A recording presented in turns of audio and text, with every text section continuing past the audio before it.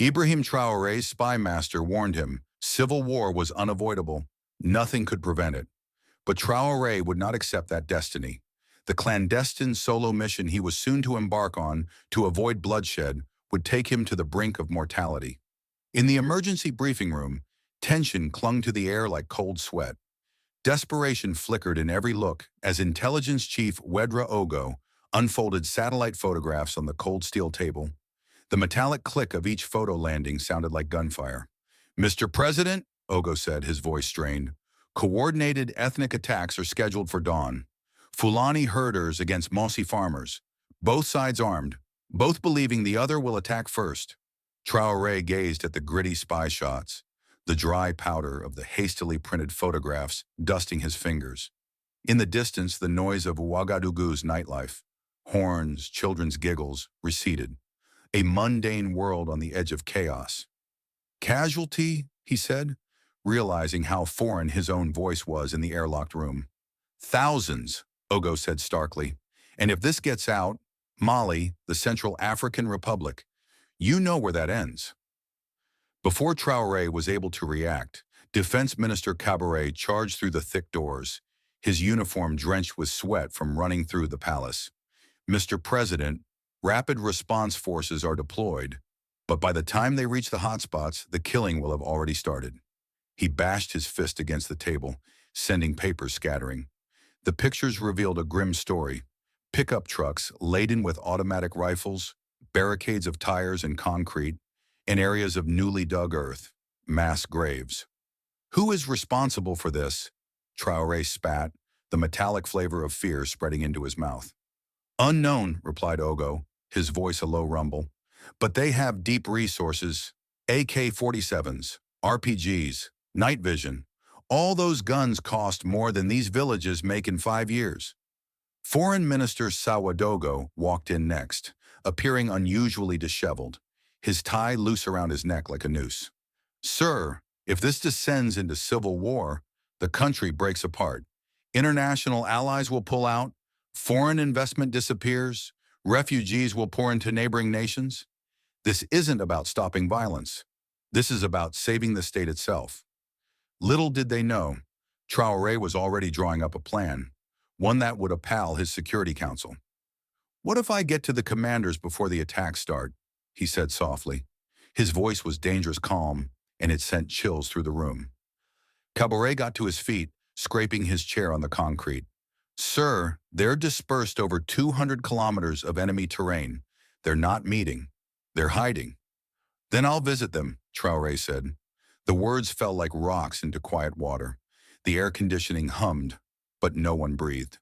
Outside, the capital buzzed in its evening rhythm, unaware their president was contemplating suicide disguised as diplomacy. "Military convoys would trigger escalation," Traoré continued, his tone measured. "But a president, alone, unarmed, asking for dialogue, that changes the narrative." Cabaret's voice cracked like glass. "These are warlords, armed groups that view the government as the enemy. You'd be driving into your own execution." "Which is why it has to be me," Traoré replied, standing. The stark fluorescent lights etched deep shadows on his face. "I'll inform them of the truth. We're being manipulated. Somebody is playing us to kill one another." Wedra Ogo unfolded tactical maps with trembling hands. "Even if you get to them, these attacks have been orchestrated for weeks. What makes you believe a single conversation will make minds already set on war change?" Traoré traced routes with his finger, calculating distances, timing, death probabilities. "Because I'll show them the evidence. The same high-grade weapons appear in conflicts across the Sahel. Always the same mysterious suppliers." What he discovered would change everything.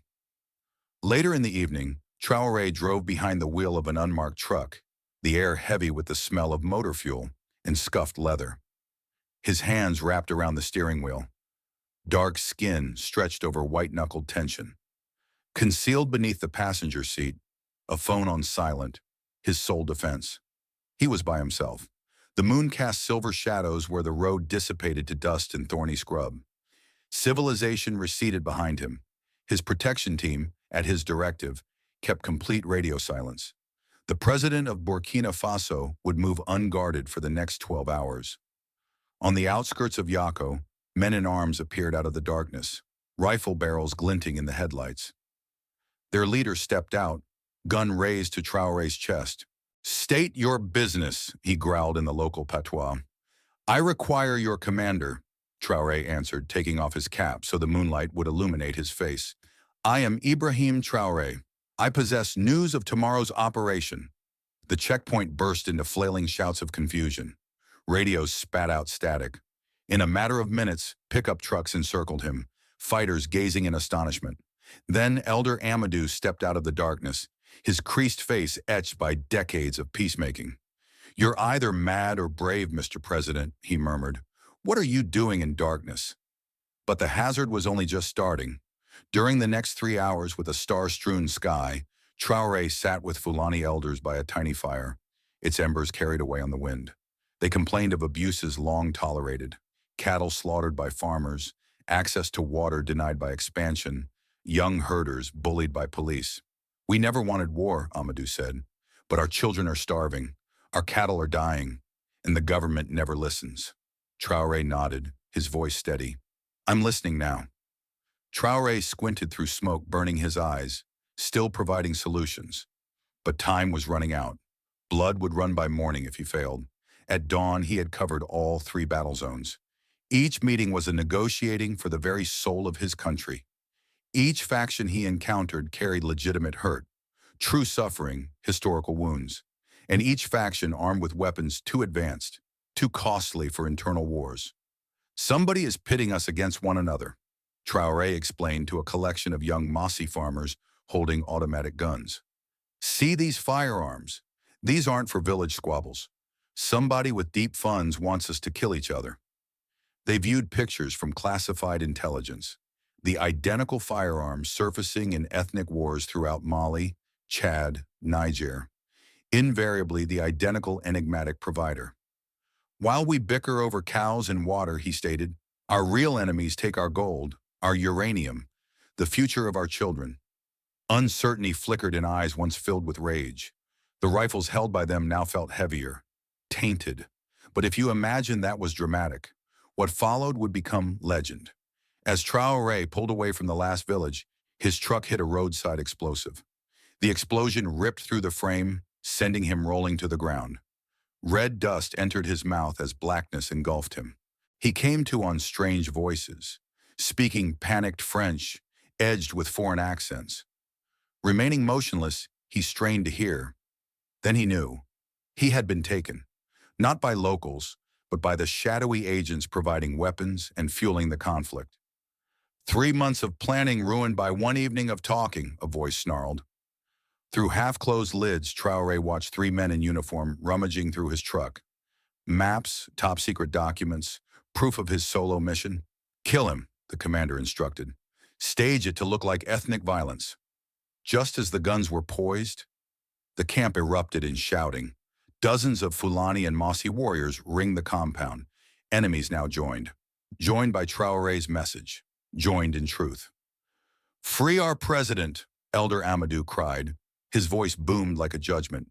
"He entered peacefully. He departs under our care." The foreign agitators stood motionless, surrounded 50-1 by the very ones whom they had attempted to drive against one another. 6 hours after that, Ibrahim Traoré was once again at the presidential palace in emergency medical treatment. Grime remained on his wounds. His cabinet was in silent shock, trying to make sense of what occurred. Arms depots were handed in. Ethnic chiefs signed emergency peace agreements. Foreign agitators were in detention. The civil war? Traoré winced as the dust was cleaned off his skin by medics. Prevented. Completely. Intelligence Chief Drago reported, barely able to contain his amazement. Groups ready to kill each other this morning are now planning joint infrastructure projects. 3 months later, the world called it the Burkina Faso miracle. A nation pulled back from the edge, not by military might, but by a leader who risked everything. At a ceremony in Yako, Mossi farmers and Fulani herders stood side by side to open a new water management system. Elder Amadou represented them all. Our president didn't send soldiers to impose peace. He came alone and showed us we were being manipulated. His bravery rescued our children's future. As he saw ex-enemies greeting each other and making arrangements for new roads, he remembered that evening when he had decided to drive into the heart of darkness. Sometimes, in order to halt disaster, a leader must leave the security of office and march straight into the hurricane. His assignment had almost ended in his death, but it had preserved his nation's soul.